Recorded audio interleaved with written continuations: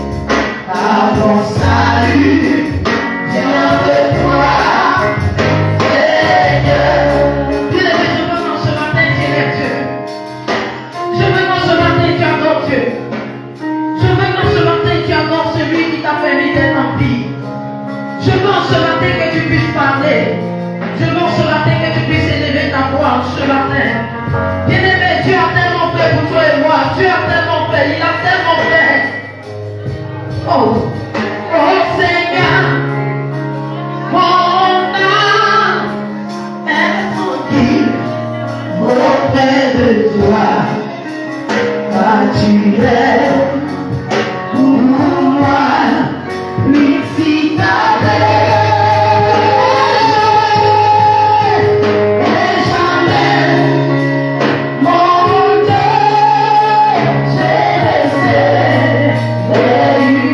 Yeah.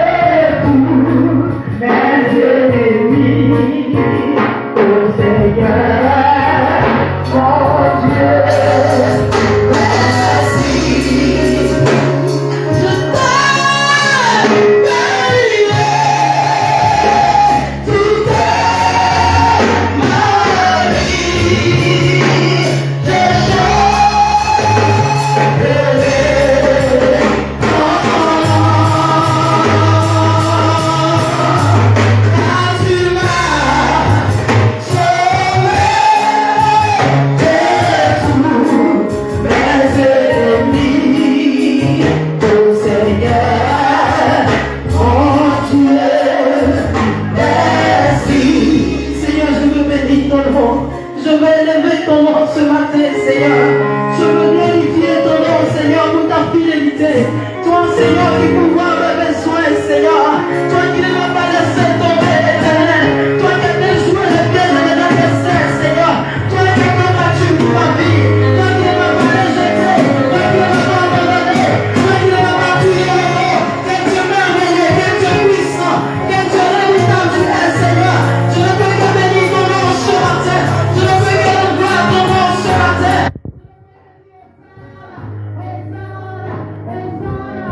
Seigneur,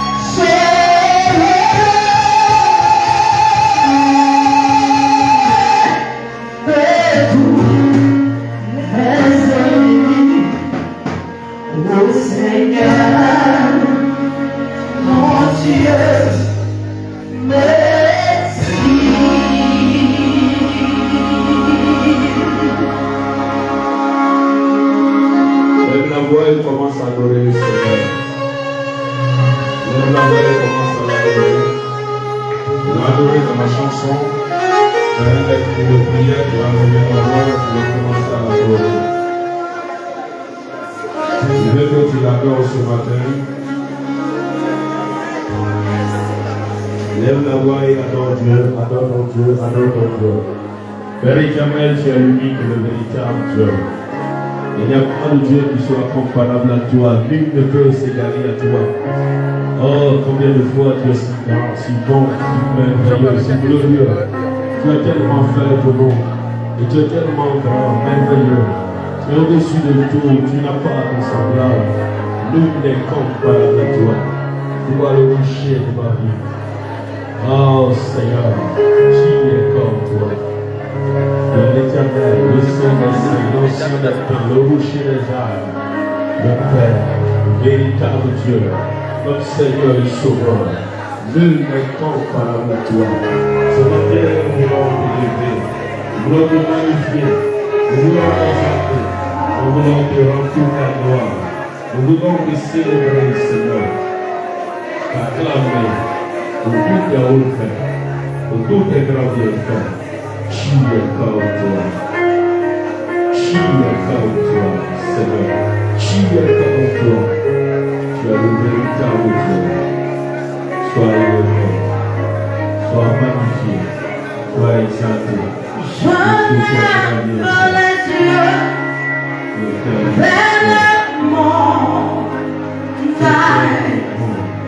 d'où me viendra le secours. Tu as eu Le secours me vient de l'Éternel, des armées qui a fait les cieux et la terre. Je bénirai Jésus. Je bénirai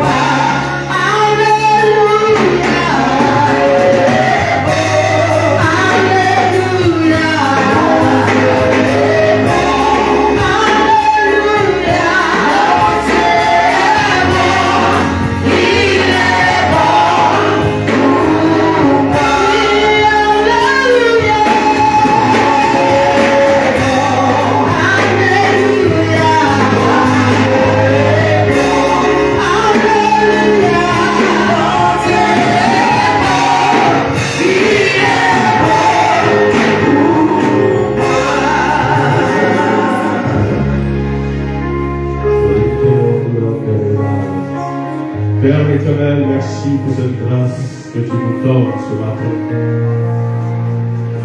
Toute la gloire nous soit rendue pour ton amour, ta fidélité. Je bénis ton nom pour cette occasion de parler de toi, dispose des cœurs, de tout et chacun à recevoir de toi ce que tu as prévu pour nous. Et ton canal que je suis soit utilisé afin de parler à chacun de nous ce matin. Sois élevé, Père. Au nom de Jésus, je prie.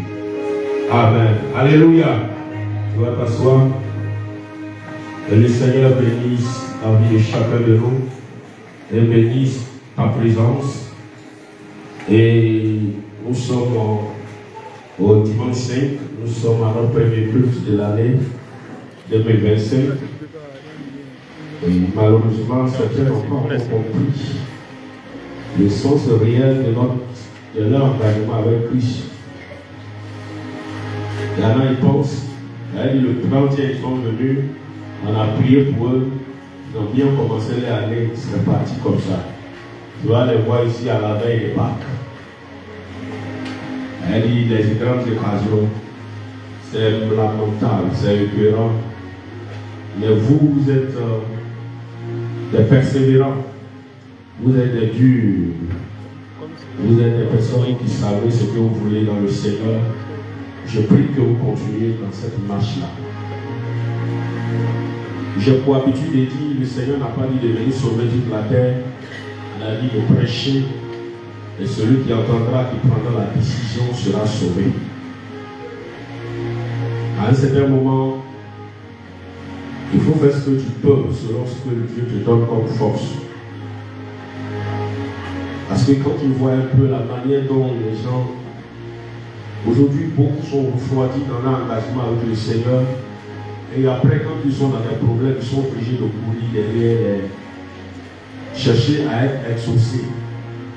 C'est ta vie qui peut amener Dieu à t'exaucer. Même si Dieu ne nous bénit pas par mérite. Mais les mérites comptent aussi, sont importants pour lui. Parce que c'est sa grâce qui est sur notre vie. Et cette grâce aussi n'est pas éternelle.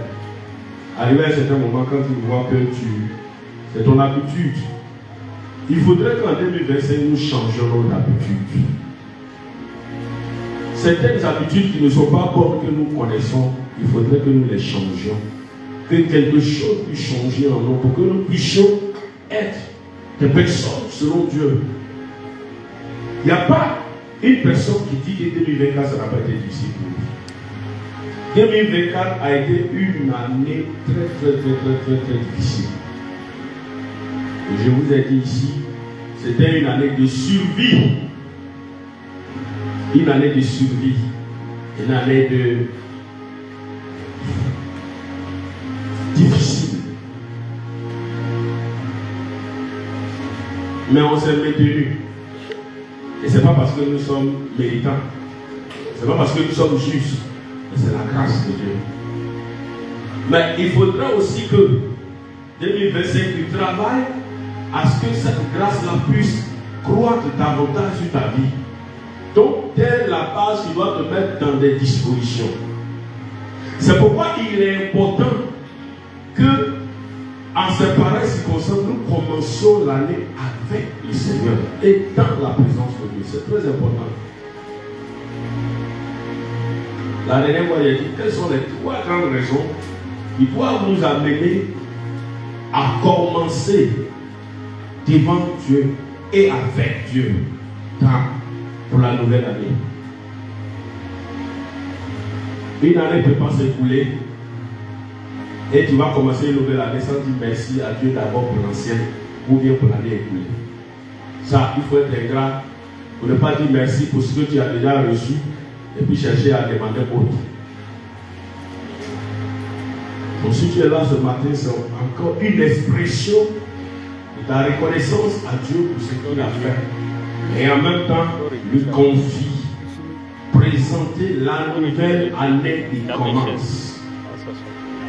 Ça c'est le deuxième. Commencer la nouvelle année dans la présence de Dieu. Et pendant que tu commences, là tu vas prendre soin en troisième position de lui confier et présenter tous tes projets. J'ai prié le matin quand le Seigneur m'a parlé sur certaines choses, mais il faut dire que 2025 aussi ne sera pas facile. Mais c'est quand nous allons traiter, étudier le thème, c'est là que nous allons comprendre certaines choses. Le thème que nous allons étudier et traiter pour 2025 là, dans le moment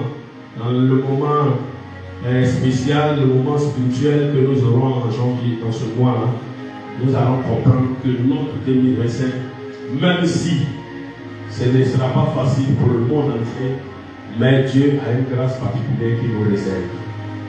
C'est pourquoi, dans ces temps-là, quand il commence, il faut savoir avec qui commencer et dans quelle disposition. Le thème de mon message ce matin, c'est « Jusqu'ici, l'Éternel nous a secourus. Rendons-lui grâce. » C'est ça, on est venu là. Il y en a, je ne sais pas si c'est la fatigue de la fête. Je ne sais pas si c'est le cause de mercredi et de décembre qui les ont rendus malades. Ils ont prié encore par leur absence. Et il y a des premiers cultes des dimanches. Quand tu vois ça souvent, tu as mal. Mais ça montre aussi qu'aujourd'hui, beaucoup n'aiment pas Dieu. Ils s'aiment eux-mêmes. Ça veut dire que beaucoup trichent dans leur relation avec Dieu. C'est-à-dire que c'est la politique du recevoir. Beaucoup courent derrière Dieu pour chercher à recevoir. Or, si tu suis Dieu dans l'optique, dans l'idée de chercher toujours à recevoir, tu n'auras que des miettes. Et tu risques de perdre ton salut. Tu vas perdre ton salut.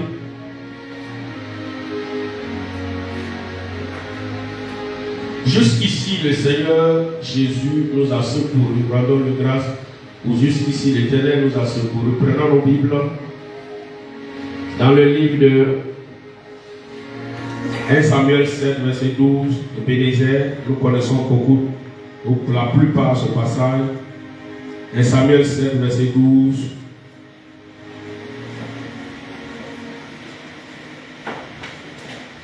Je ne pense pas être long ce matin en prédication, parce qu'il y a un moment prophétique, une action prophétique que je priais le matin, le Seigneur m'a demandé de faire.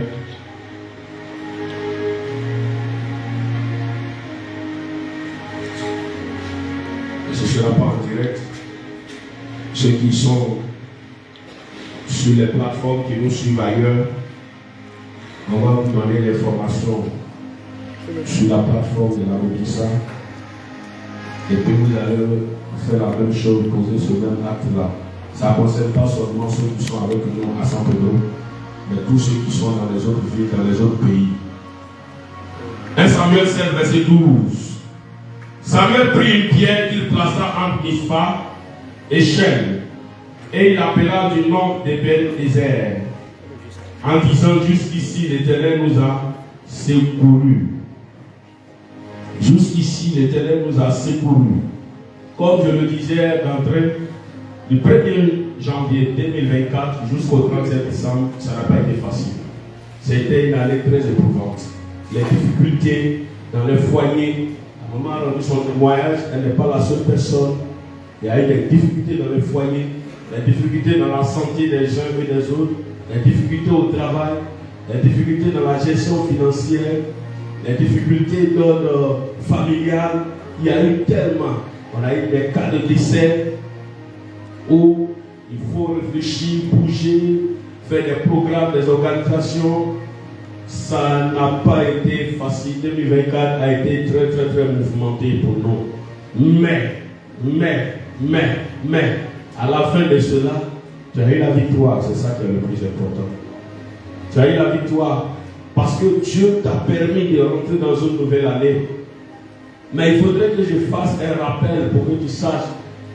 Pour que tu saches que ce n'est pas pour autant fini. Parce que beaucoup aujourd'hui, c'est ce qu'ils ont. Plusieurs personnes, dès que l'horloge de minuit a sonné le 30e, je suis rentré. 2025, janvier, on est arrivé. Mais ils n'ont même pas atteint le 3. Il y en a qui n'ont même pas atteint le 2. Et ils sont rentrés. Mais, quelle a été la suite? Tout comme toi, Tu es rentré, certes. Moi, je suis rentré. Mais quelle sera cette année? Comment sera l'année?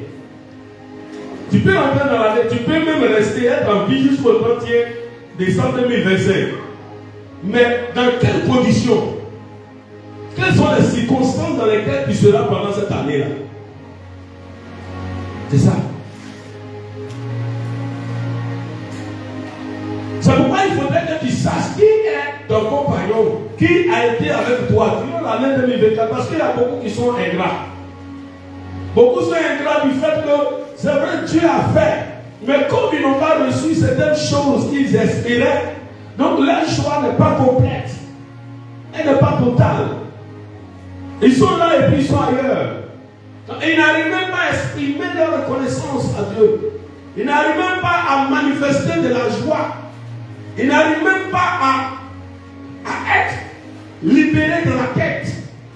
Ils sont rentrés avec ce même fardeau-là dans l'année 2025. Alors que depuis le 31 jusqu'à maintenant, la seule chose qui devait être sur le bout de tes lèvres, c'est merci Seigneur. Merci Seigneur. Le merci, c'est dans deux sens. Pour ce qu'il a fait et puis pour ce qu'il fera. Parce que Dieu aime qu'on soit reconnaissant. La reconnaissance, elle est très importante.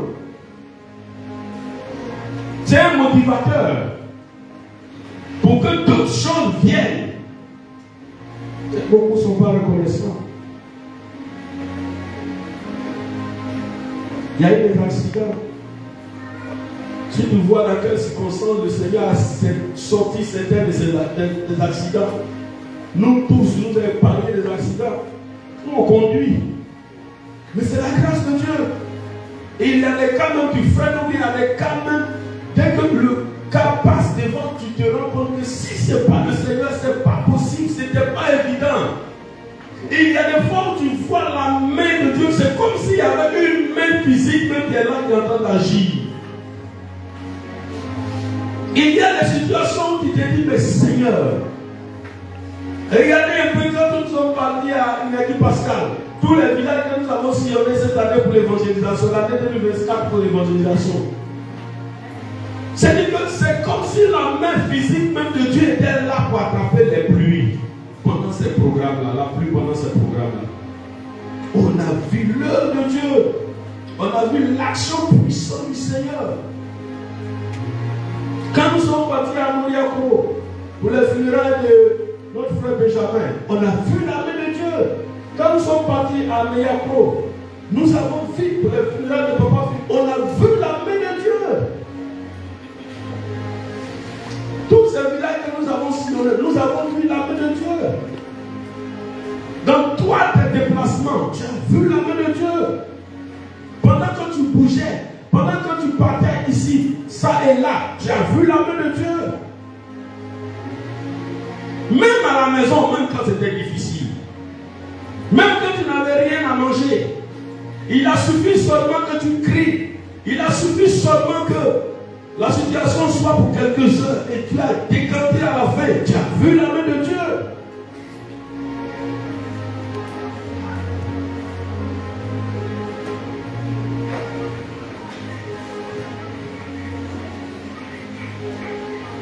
Et il y a des familles qui étaient au bord de la fournaise, qui étaient en train de se disloquer, des séparations, des destructions.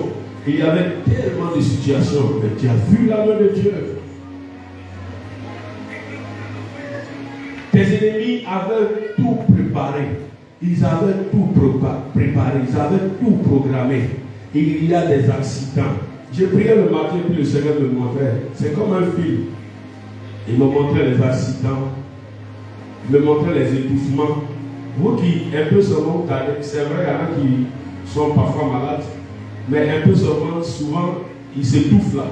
L'heure de souvent, la sorcellerie, ils viennent étouffer les gens. Ils ont des mains spirituelles. Ils viennent nous étouffer. Et ils vont beaucoup utiliser ça. Ils utilisent ça, mais ils vont beaucoup le faire. Parce que les morts par étouffement, là, ça surprend. Ou même quand quelqu'un n'est pas à côté de toi, au moment où on va se rendre compte que tu es parti. Ce sont les sorciers qui font ça la plupart. Il a piqué une crise, il est tombé, il est mort, il est parti. Ce sont eux. Le Seigneur m'a matin de parler de ça. Mais le Seigneur t'a préservé de cela. Il t'a épargné de toutes sortes de situations, de dangers. Il faut que tu reconnaisses en ces 5 janvier que jusque-là, la main de l'Éternel a été plus visible sur ta vie, a été plus efficace sur ta vie. Il faut reconnaître, voir ses actions dans ta vie et lui dire merci. Il ne faut pas être ingrat. C'est vrai que tu aurais voulu avoir telle chose, telle chose, telle chose. Mais pour ce qu'il a fait déjà là, il faut reconnaître et dire lui merci. Dis-lui merci. C'est quand tu vas à la mort, quand tu vas à l'hôpital, quand tu vas à la prison, quand tu vas au cimetière pour des visites, c'est là que tu vois la main de Dieu dans ta vie. Ces personnes qui ont l'habitude de fréquenter ces lieux-là diront merci au Seigneur tout le temps. Quand vous passez dans les rues, vous voyez des fous. Quand vous passez dans les rues, vous voyez des gens dans des situations, dites merci au Seigneur. Vers mon bureau là-bas, il y a quelqu'un il y a un jeune qui, parfois il vient et puis il cherche, il veut nettoyer le coin. Mais j'ai cette compassion, quand il vient, il est âgé, hein? Pas âgé. Mais je lui ai dit, même quand je ne suis pas là, quand tu vois que ça poussait des poids, le jour où on se voit, même quand on se voit, même tu te donnes de la main. C'est une manière toujours de penser à lui, de l'aider à sa manière, à ma manière. Et puis, hier, avant-hier, il est venu, quand je l'ai vu, et puis j'ai senti une compassion en moi. Et puis je l'ai regardé. Et puis je lui ai dit, mais souvent on se plaint pour rien. On se plaint. Il y en a, ils ont une activité, ils se plaignent de ça. Il y en a, ils ont un travail, ils se plaignent de ça. Il y en a, ils ont une famille, ils se plaignent de ça. Il y en a, ils ont une position, ils se plaignent de ça. Mais quand j'ai regardé le jeu, le Seigneur m'a mis à cœur. Il dit, vous vous plaignez pour rien. Regardez sa vie. Tu aurais pu être comme lui. Et puis ce n'est pas comme des gens qui ne sont pas partis à l'école. Il y a des gens qui sont partis à l'école qui ont plus de diplômes que toi. Et il y a des gens qui sont plus beaux que toi. Il y a des femmes qui sont plus belles que toi. Mais aujourd'hui c'est difficile. Ne serait-ce que pour avoir ceci ou pour avoir cela. Et il y a des hommes qui ont tous les atouts, qui ont plus que ce que tu as. Mais on se plaint à longueur de journée. On se plaint. Et quand j'ai vu la vie de ce jeune, j'ai béni le nom du Seigneur pour ma propre vie. Et là encore, le Seigneur m'a dit quelque chose. Vous voyez, j'ai pour habitude de dire, il y a des personnes qui sont spéciales. Tous les jours, il dit ça. Il y a des personnes qui sont spéciales. Ces gens, les personnes ne jouent pas avec eux. Et nous sommes tous sur terre. Nous sommes tous nés. Nous sommes tous là. Mais il y a des personnes qui sont venues le ventre de leur mère. Si tu fais partie de ces catégories de personnes, prends ta vie au sérieux. Il y a des lieux, il y a des endroits. Et il y a des choses dans lesquelles tu ne dois même pas te mettre. C'est pourquoi les gens ont l'impression qu'on s'isole de tout. Je ne peux pas être dans un lieu, dans un milieu. Je ne peux pas être quelque part si le Seigneur n'approuve pas. Même mes amis sont sélectionnés par lui. Ça aussi, c'est un signe d'obéissance. Même tes relations doivent être sélectionnées par lui. Tu ne dois pas t'afficher avec tout le monde. Tu ne dois pas être avec tout le monde. Quand tu as une grande destinée et que tu as été choisi par Dieu pour quelque chose de particulier, il faut veiller sur toi-même. Mais ça part de la base. global. Il y a des gens qui n'arrivent pas à se sortir parce qu'ils sont éparpillés. Tantôt à gauche, tantôt à droite, tantôt devant, tantôt derrière. On ne sait pas où ils sont exactement.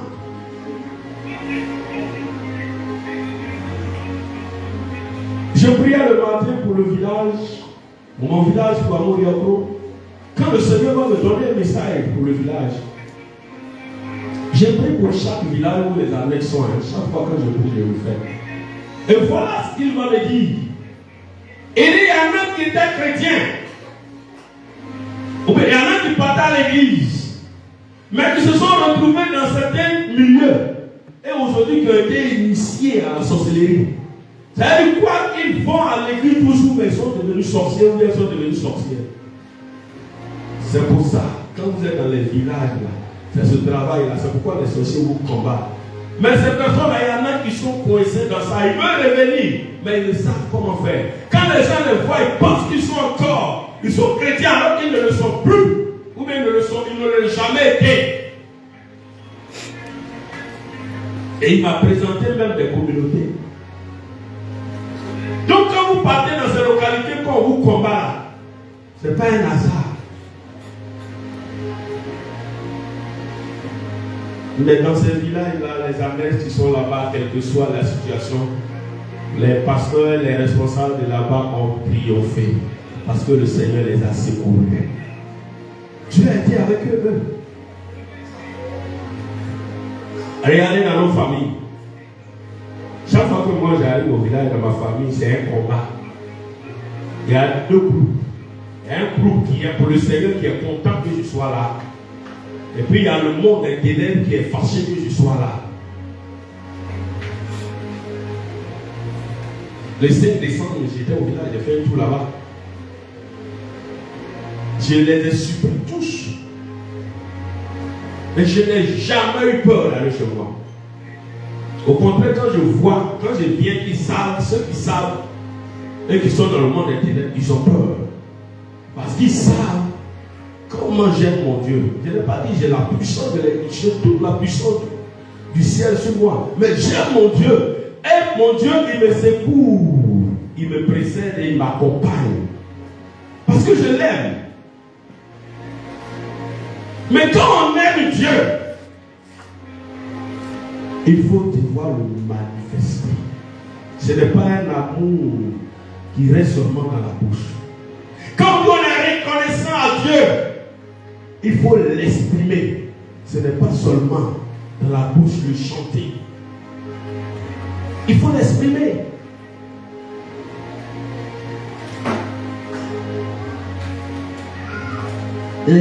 Les mamans, ils sont, les papas, ils ont rendu le témoignage. Nous avons tous entendu. Mais c'est une expression de notre amour pour Dieu. C'est une expression de notre reconnaissance à Dieu. En manifestant, en exprimant leur amour à Dieu, en apportant, en donnant, en obéissant quelque part. Parce que quand il y a l'amour, il y a l'obéissance.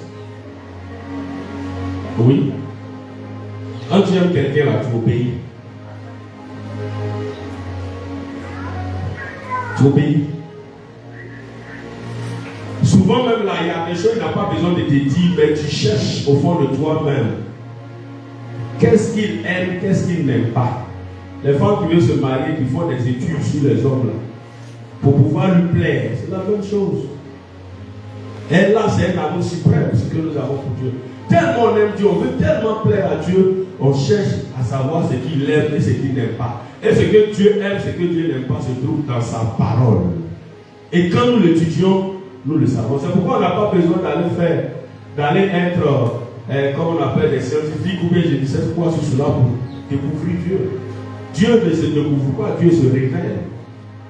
Et il se révèle à qui il veut. Pierre, Jacques et Jean, ils n'étaient même pas intellectuels.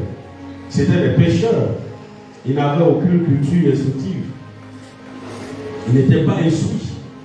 C'est Matthieu, en cette période-là, beaucoup n'étaient pas instruits.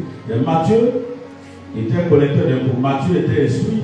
Paul était bien instruit. C'est pourquoi d'ailleurs à la suite, il a écrit plus de livres. Mais tel que tu es, Dieu peut choisir de se révéler à toi. Mais si tu veux que ta vie soit stable, ta vie de façon générale, dans laquelle se trouve ta vie chrétienne, il faut que tu sois reconnaissant à Dieu pour ce qu'il a fait pour toi. C'est important. Et ça le marque. Beaucoup aujourd'hui ratent certaines grâces à cause de leur ingratitude. Parce que eux, ils voient toujours les non faits. Ils ne voient pas ce qui a été fait. Ils ne voient pas ce qui a été fait. Ils voient ce qui n'a jamais été réalisé dans leur vie. Ils voient leurs souffrances, les difficultés par lesquelles ils passent, mais ils ne voient pas comment Dieu les a sortis de certaines situations. Comment Dieu les a sortis de certains accidents. Quand on parlait à Miyapura, il n'y a rien à Miyapura. Est-ce que vous savez qu'il avait prévu un accident sur le massacre qui devait partir à nous par éclatement de pneus? Avant de partir, il y a donné la révélation ici. Il y a donné ça ici. Quand on est parti, on venait là. Le problème au niveau du véhicule se trouvait où? Ce n'est pas pneu. On n'a pas enlevé pneu pour changer sur la route. Comment Dieu il a fait? Il a amorti. Il n'était pas obligé de montrer des signes. Mais il a fait ça pour que les gens sachent que voilà en réalité ce qui était prévu. Et le chauffeur, quand on a contourné par l'autoroute pour tomber à son moment, il a dit: ah, je peux partir, mais je serai obligé d'aller doucement. J'ai dit: il faut garer, tu vas changer pneu. Et puis tu vas coller en ciel. Il faut garer. Parce que je savais ce que Dieu m'avait dit auparavant. Mais c'était prévu par le monde éternel. Mais l'éternel a déjoué. On était combien? Vous étiez combien dans le massacre? S'il y avait cet accident, est-ce que quelqu'un pourrait sortir vivant? Mais quand on est venu là, qui a dit merci à Dieu? Qui a dit merci? Il y en a, ils ont trouvé normal. Oui, c'était normal qu'ils aillent et c'était normal qu'ils viennent. C'était pas normal. Parce que le monde éternel n'aime pas ce qui est bon. Ce qui est simple, ce qui est simple et il veut compliqué. Mais Dieu a rendu ça possible. Je préfère plus le mot possible. C'est pourquoi on dit rien n'est impossible à Dieu. Quand tu prends Luc 23, dit car rien n'est impossible à Dieu. Ce qui est simple, lui vient, l'ennemi vient compliqué. Et Dieu lui vient rendre ça possible. Il vient rendre ça possible.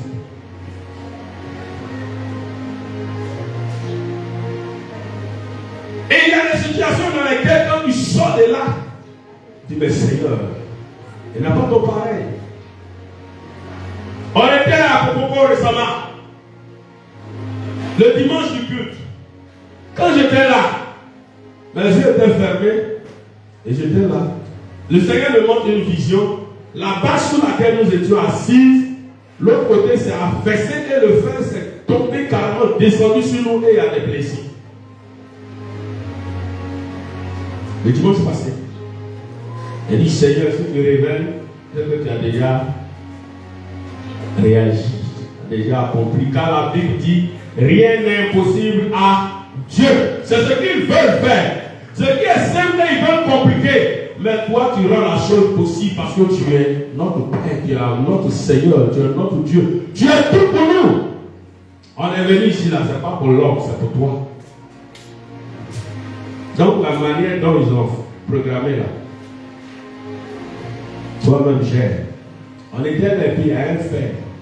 Le fer qui tenait, c'est ton cou. C'était un signe. Les accidents qui t'ont loupé là, j'utilise ce langage pour que tu comprennes. C'est des signes. Dieu n'était pas obligé de te montrer, mais souvent il te montre c'est des signes pour dire réellement, voilà. Regarde du 1er janvier 2024, l'année passée, jusqu'au 31, regarde les signes qu'il t'a montré. Regarde les situations dans lesquelles. Et il y a eu des cas même où tu te disais ça, cette fois-ci là, c'est fini, mais on ne peut rien faire. Mais il t'a sorti de là. Et quand tu t'es retrouvé là, tu dis, ouais, je viens de loin. Parce que tu es un Dieu puissant. Mais il faut lui exprimer ta reconnaissance. J'étais dans une communauté où tout le mois de janvier et février, c'est les témoignages. Quand on va à l'église, tous les jours, c'est les témoignages. C'est pas mauvais, c'est bon. Aujourd'hui, Dieu merci, on a eu au moins 7 personnes qui ont envie de témoigner. Ça commence à venir un peu. Moi, c'est rare que je viens ici pour me rendre témoignage. Chaque fois que je prêche, je rends témoignage. Chaque fois que je prends le micro, je rends témoignage. Parce que ma vie est un miracle.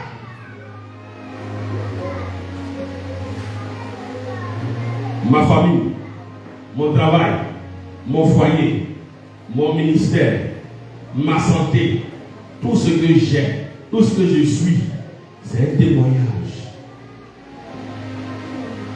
J'ai pour habitude de dire, si vous ne voyez pas Dieu, quand vous me voyez passer là, voyez Dieu à travers moi. Ma personne là, c'est un témoignage vivant. Si tu ne crois pas, quitte ici, va à Moriaco. Va voir ma famille. Va voir comment on est sorti.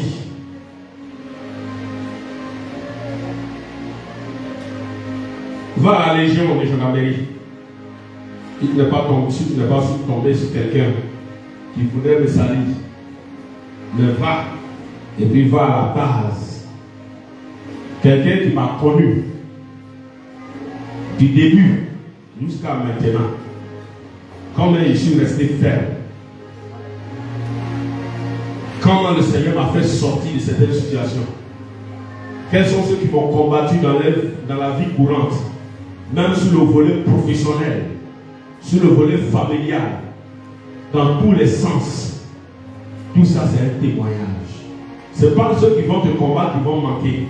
Ce n'est pas ceux qui vont s'attaquer à toi qui vont manquer. Mais c'est celui qui est là pour te secourir.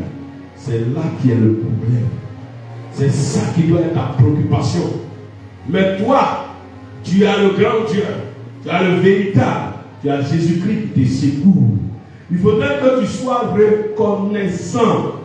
Quand tu lèves quand tu ouvres la bouche pour prier, la première chose que tu dois dire, c'est merci au Seigneur.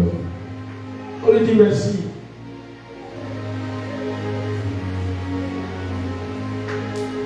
On lui dit merci. Merci pour ta vie. Merci pour ton mari.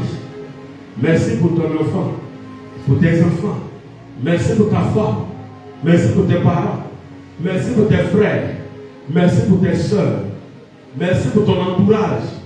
Merci pour ton travail. Même si tu n'aimes pas. Ou même si tu penses qu'on ne te paye pas assez. Maintenant, dis merci à Dieu pour ça. Parce que quand j'ai vu ces jeunes-là, j'ai compris que souvent on se plaint à tort. C'est que toi tu appelles 20 000 là. Où tu ne considères pas là. Il y a des gens qui peuvent faire 3 mois et il ne faut pas ça. Il ne faut pas. Je causais avec un monsieur récemment, il a dit, papa, c'est pas que je ne travaille pas, je me bats, mais tout est fermé. Depuis, j'ai compris que ma fille est dans la sorcellerie. Elle se bat. Pendant que je me bats pour m'en sortir, elle aussi, elle se bat pour créer des misères, moi et ma femme. Souvent, quand j'ai envie de lui donner la mort. Et ce n'est pas que je ne travaille pas. Ce n'est pas que je ne me bats pas. Ce n'est pas que je ne fais pas ce qu'il faut pour avoir l'argent. Je fais ce qu'il faut. Mais même souvent, 500 francs pour avoir unité pour appeler des gens pour m'aider, je ne peux pas. C'est pourquoi je ne peux pas appeler tout le temps.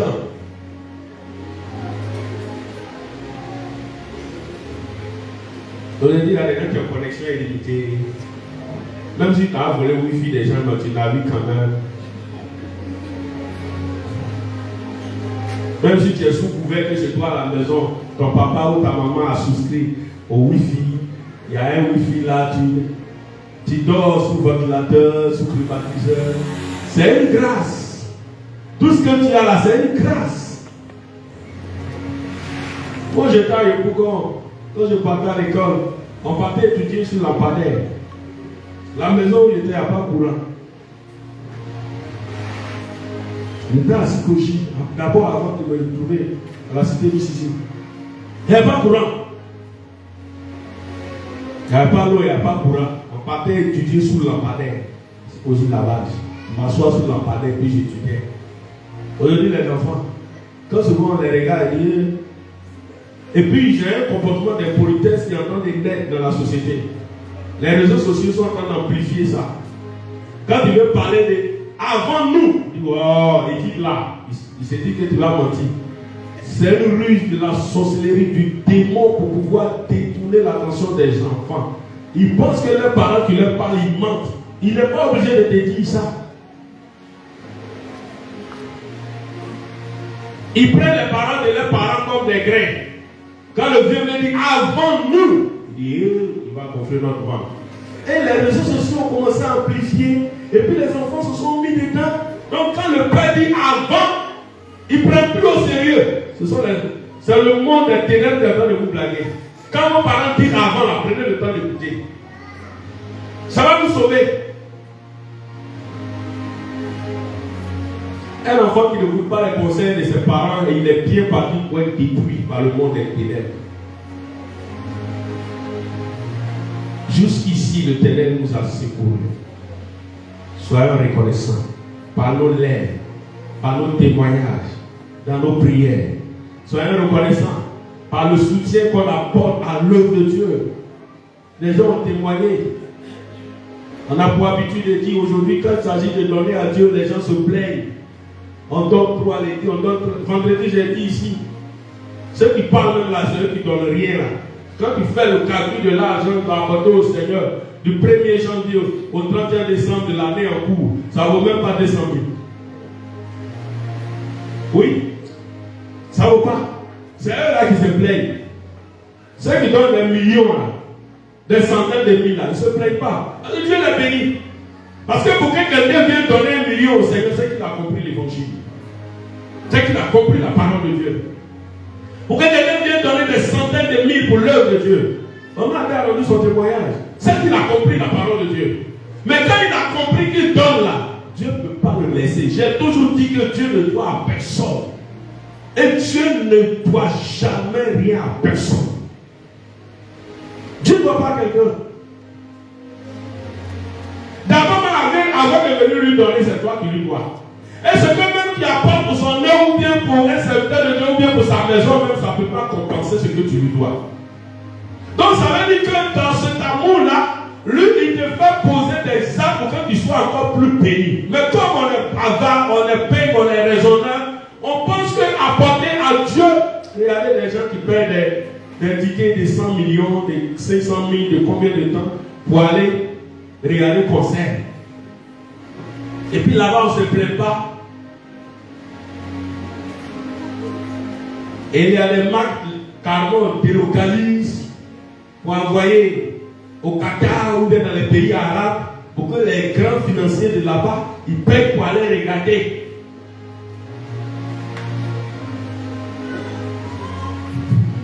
Et il y a des gens qui quittent Abidjan pour venir à Monogaga ou bien à Bérébi.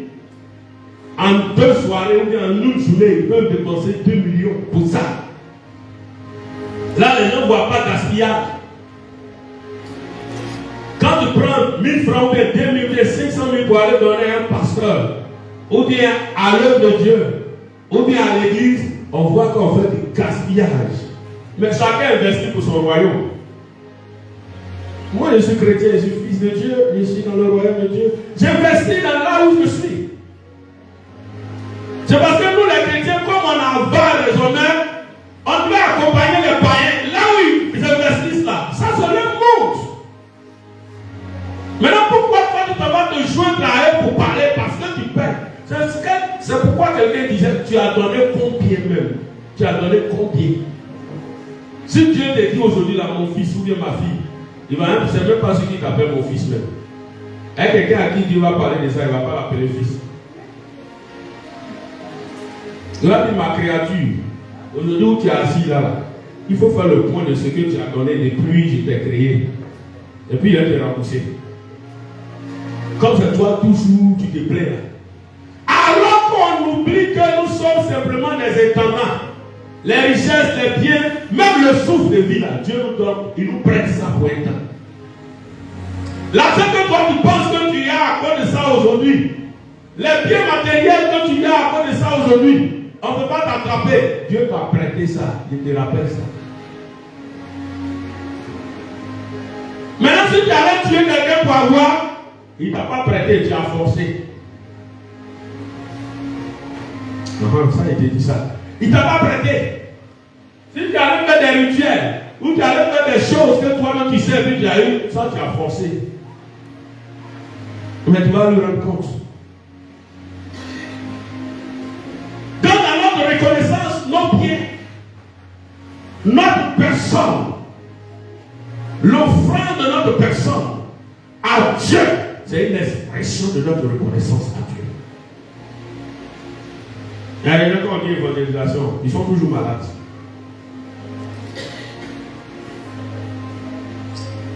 Ils ont toujours quelque chose. Ils ont toujours un problème. Ils ont toujours un souci. Tu ne vas jamais pouvoir régler tous les problèmes sur la terre avant de partir. Il y en a souvent, on met en pause. Et puis on va faire pour le Seigneur. Faites attention. Si, au niveau du travail, tu n'es pas empêché, si tu as la possibilité d'aller pour ces genres de choses-là, il faut y aller. Il y a un couple que j'ai beaucoup remarqué à ça. Au début, c'est maman qui parlait beaucoup. 2 jours, la papa est parti, il a pris pour la, il ne le peut plus. Il ne le peut plus. Quand il va, il voit la main de Dieu. Encore plus. Parce que l'évangélisation, là, ce n'est pas un jeu. On appelle là le déploiement des grands moyens. Quelqu'un qui sort de sa base pour aller gagner des âmes, Dieu déploie des grands moyens à sa disposition. Dieu ne joue pas avec ça. Je vous dis la vérité. Quelqu'un qui parle d'évangélisation et qui aime le Seigneur et qui est dans le véritable Seigneur, quand il va là, il ne faut pas t'amuser avec lui. Tu t'amuses avec lui, tu vas avoir honte.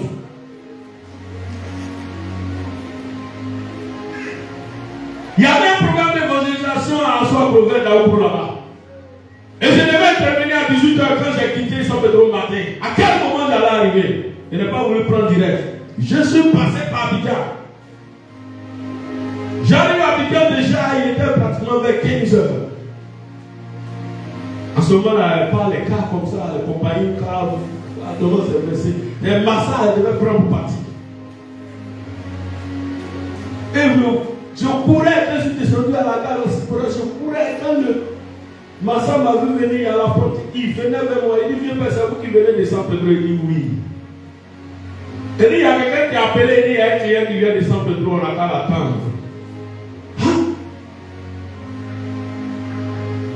On a attaché tous les bagages, il dit, tu as une valise, donne ta valise là, il a l'attaché. Il a pris le ticket, c'est le ticket numéro 3, il dit, arrivé ici, tu dois donner l'argent, tu dois donner le ticket. Il dit, donne-moi le ticket, il a dit le ticket. Quand il a attaché le bagage, il dit, bon alors. On a demandé, on est parti. Il a appelé mon petit frère d'Aoubro. Tu as appelé à la gare, il dit, je n'ai jamais appelé à la gare. Qui a appelé à la gare? Je n'ai pas fait l'œuvre de Dieu. Ne jouez pas avec le Seigneur. Ne jouez pas avec lui. Ce n'est pas comment il s'est arrangé. Appelez là-bas. Il y a quelqu'un qui vient de San Pedro. Il va là-bas. Prenez, gardez-lui un ticket. Quand il va venir, il va vous donner l'argent pour lui donner le ticket. Quand je suis arrivé, il a donné l'argent, il m'a donné le ticket. Numéro 3, on est parti. Le chiffre 3, le chiffre 1, le chiffre 7. Quand j'ai entendu, il dit ticket numéro 3, là, j'ai compris déjà. J'ai compris déjà qui avait fait ma réservation. Les trois, le Père, le Fils, le Saint-Esprit sont unanimes, sont d'accord pour que je participe à ce programme-là. Ils se sont entendus pour que ma place soit réservée. Jusqu'ici, l'Éternel t'a secouru. Prends le temps de lui dire merci au lieu de pleurnicher sur ta vie.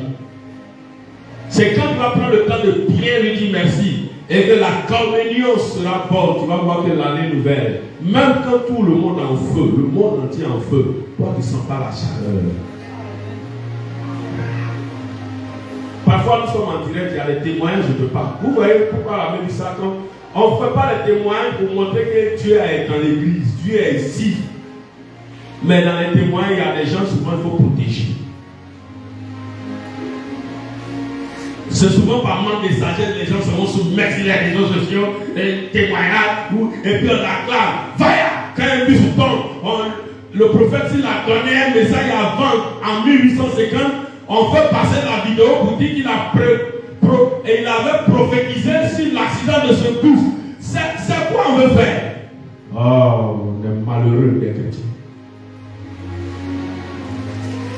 Quand il y a une situation aujourd'hui dans le pays, tous ceux qui ont prophétisé sur ça, même dans les chambres à coucher, il faut sortir immédiatement la vidéo.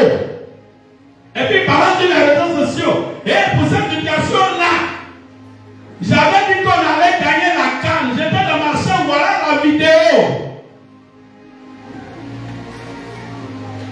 Vous savez pourquoi ils font ça? C'est publicité. Sinon, un bus qui va tomber. Ou bien une situation malheureuse qui va arriver. Quand tu reçois là, tu te couches, tu cries, tu interpelles, tu parles au Seigneur, tu pleures, tu demandes pardon au Seigneur pour ne pas que ça arrive. Même s'il faut qu'il demande au Seigneur, le chauffeur de bus de la Sotra qui va avoir ce accident, il peut te dire, s'il faut le toucher, tu vas le toucher. Mais on n'enregistre pas une vidéo, gardez ou bien il y a un programme où on met là, dès que l'accident ou la situation se produit, on fait sortir et puis on met sur les réseaux sociaux. C'est pourquoi nous, notre témoignage, on ne filme pas en direct. Sinon Dieu fait, les témoignages maintenant sont vivants. Mais il faut protéger les gens. Et puis il faut être sage. C'est Dieu qu'on veut glorifier, ce n'est pas un homme. Il faut savoir que Dieu a fait pour toi. On va passer ton temps à te lamenter. On va passer ton temps à plaisanter sur ton sort. On va passer ton temps à regretter certaines choses. Par nos sacrifices, nous devons exprimer notre reconnaissance. Quand on parle de sacrifice, c'est les offrandes, les dîmes, les actions de grâce, les prémices. Il y a des gens qui ne savent même pas ce qu'on appelle prémices. Quand tu commences une activité, les premiers retombées. Quand tu commences un travail, ton premier salaire, c'est ce qu'on appelle les prémices. Quand tu commences à faire un champ, les premiers ignames, les premières bananes qui sortent, les premiers, il y en a là, ils mangent premier, ils mangent dernier. Quand quelqu'un qui ne va même pas envoyer 10 offrandes, tu connais déjà par ses prémices. L'expression de la reconnaissance à Dieu se trouve aussi dans notre engagement physique dans l'œuvre. J'ai parlé un peu de ça. Dans notre manière de vivre, de marcher désormais. À cause de ce que le Seigneur a fait ça pour moi, à cause de cela, maintenant, voilà comment je vais me comporter. À cause de ce que le Seigneur a stabilisé, a équilibré mon foyer, je serai au culte tous les soirs. Papa Kofi, maman Kofi.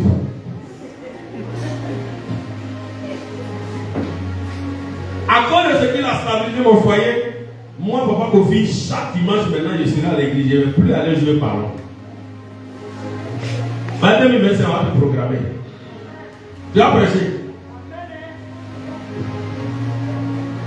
À cause de ce que le Seigneur m'a fait passer à une autre étape, ma manière de vivre doit changer. Ça, c'est l'expression de notre reconnaissance. C'est une autre forme d'expression de notre reconnaissance à Dieu. C'est une autre forme. Voilà déjà. À cause de ce que le Seigneur m'a fait passer en 2025, c'est là même que je devais être là ce matin au culte. C'est là même que je suis couché à la maison. Seigneur, je suis déjà rentré au 2025, on est arrivé. Janvier est long, hein? Nous ne sommes qu'au 5, il reste 26 jours. Les 26 jours là, ce sera comme 3 mois. Avant qu'elle était là, on a congé, non? Dans l'école où mes enfants vont à l'école, là, il m'a envoyé un message déjà pour la scolarité des enfants. Après congé, l'école ne doit pas. Il m'envoie un message, il dit le 8, ils vont appeler scolarité. Sinon, les enfants seront chassés. Ben, ils ont mis ça dedans. Le 8.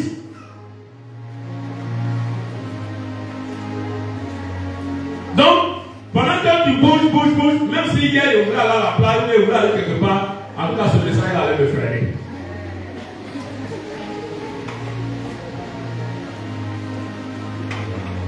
Je suis l'un des habitants de San Pedro qui ne connaît pas la plage. Quand je vais à la plage, je peux aller baptiser quelqu'un.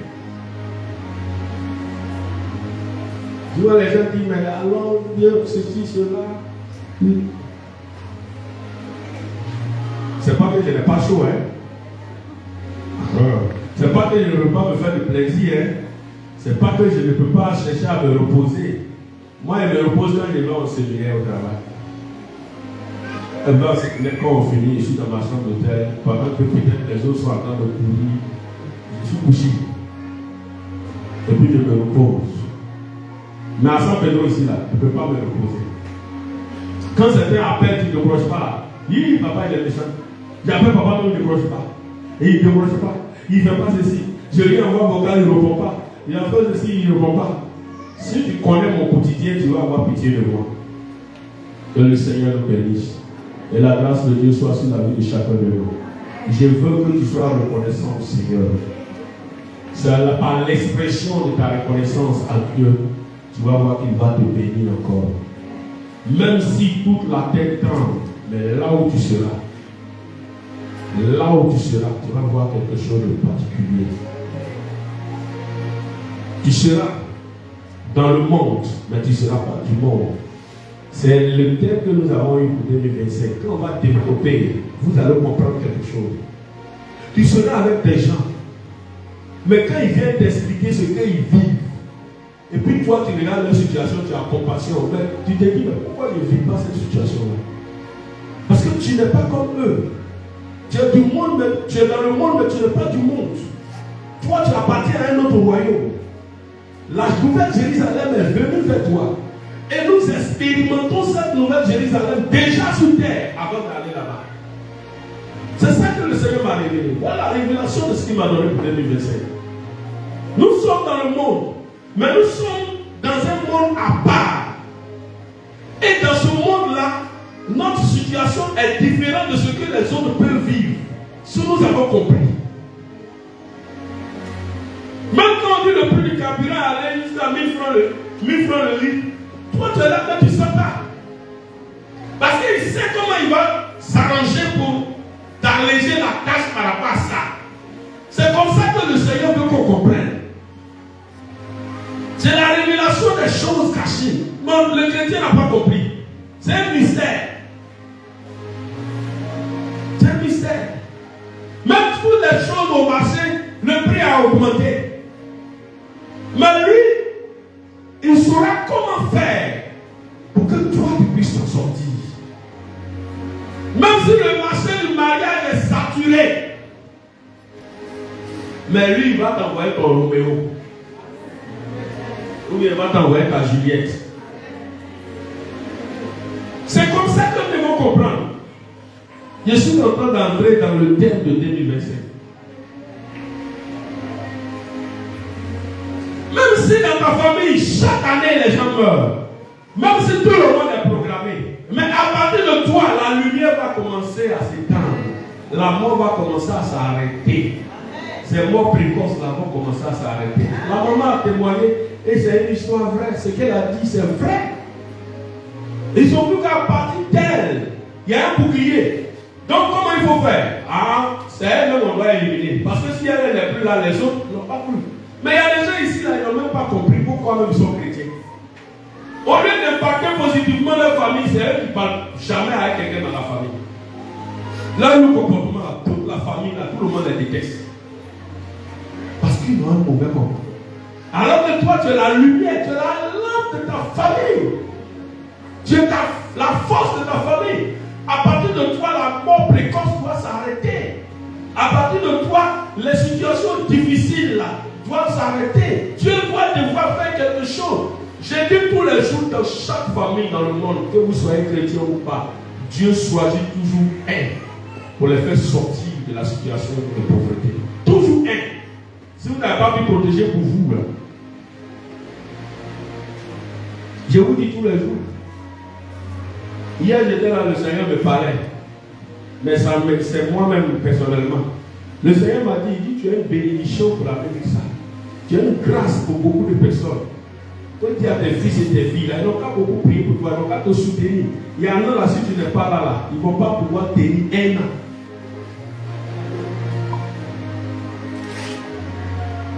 Ils ne vont pas pouvoir tenir. C'est là qu'ils vont témoigner. Et quand papa était vivant, c'est lui qui payait ma maison. Quand papa était là, c'est lui qui faisait ceci. Quand papa était là, c'est lui qui faisait ça. Quand papa, le vrai bonheur de la paix, c'est que lorsqu'on l'a perdu. Donc quand vous voyez en quelqu'un une grâce, une bénédiction, un pilier pour un milieu, pour un domaine, pour une famille, soutenez-le. Soutenez-le. Seul à l'église, dans le corps de Christ, où je vois la méchanceté. Les musulmans, ils ne font pas ça. Quand ils voient qu'un a réussi, eux tous vont s'approcher de lui pour l'aider, pour qu'eux tous puissent les aider à réussir. Mais les chrétiens, c'est eux-mêmes qui vont te faire tomber. Même souvent des pasteurs, à côté. La jalousie dans les familles, la jalousie dans le corps de Christ. Et ça, c'est dans le corps de Christ qu'on voit beaucoup ça. Il faut éliminer. Il y en a qui sont capables d'empoisonner. Parce que pour lui, c'est un business.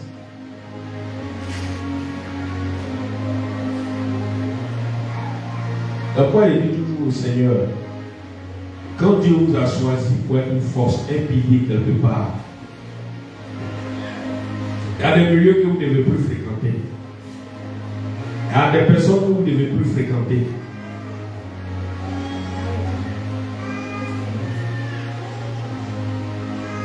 Et beaucoup n'ont pas compris quand on leur parle là. Les chrétiens de bois de nuit là. Les chrétiens de maquis 10 000 à l'heure, puissance. 10 000 mégawatts. Ils sont boum, boum, boum, boum, boum. C'est-à-dire que quand ils sont assis là, ils sont assis à côté même, ils ne peuvent pas se parler. Quand ils se parlent, toi chrétien, tu es assis là-bas, là, c'est quel est le témoignage que tu allais faire? Tu allais évangéliser ou bien tu allais faire quoi?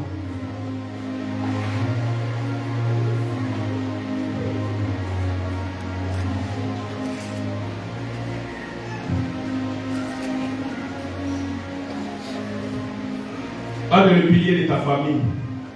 Tu as le choix de Dieu pour ta famille. Et puis pour femme, ou bien pour garçon, tu abandonnes le Seigneur. Ou bien pour un travail, tu abandonnes le Seigneur.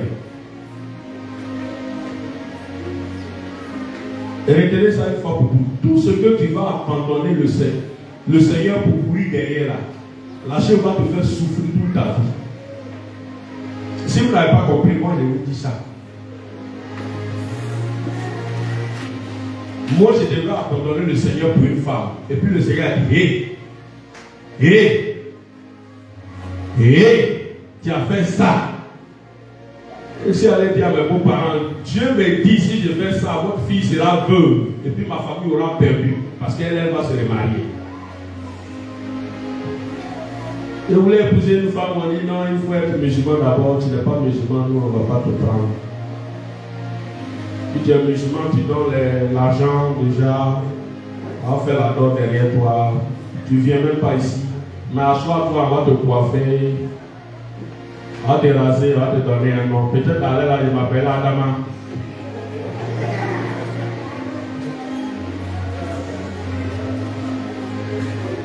Et puis le Seigneur m'a dit, je donne ce témoignage parce que quand je l'ai dit, là, les gens m'ont dit, je n'ai pas passé par là, ça cause ça et dit ça. Si tu as vu femme que tu aimes là, si tu as vu mari que tu aimes là, Dieu même là, tu vas l'oublier. Tu l'oublies. C'est pourquoi tu l'as laissé là. Expérimentez, tentez pour voir. Tentez pour voir.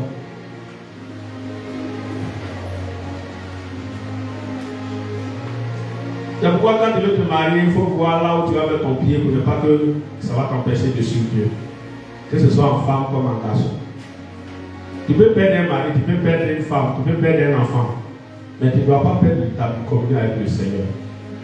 Vous savez qu'on te dise la vérité. Ton foyer, là, ça doit t'emmener au ciel. Ton enfantement, tes enfants que tu vas faire beaucoup, là, ça doit t'emmener au ciel. Ton travail doit t'emmener au ciel. Tout ce que tu dois faire doit t'emmener au ciel. Et si ça doit t'emmener en enfer, là, tu n'as rien fait. Mais nous, là, nous qui étions dedans, le Seigneur nous a sortis dedans. Jusqu'ici, le Seigneur nous a secourus.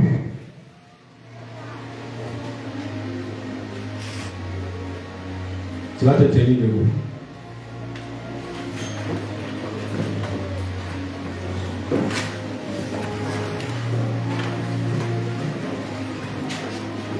Tu vas dire merci au Seigneur. Merci au Seigneur pour ce qu'il a fait pour ta vie. Depuis le 1er janvier 2024 jusqu'à ce 5 janvier 2025, il a beaucoup fait. Ne regarde pas à ce qui n'a pas marché, mais regarde plutôt à ce qu'il a fait pour ta vie. Dis merci au Seigneur, prie le Seigneur.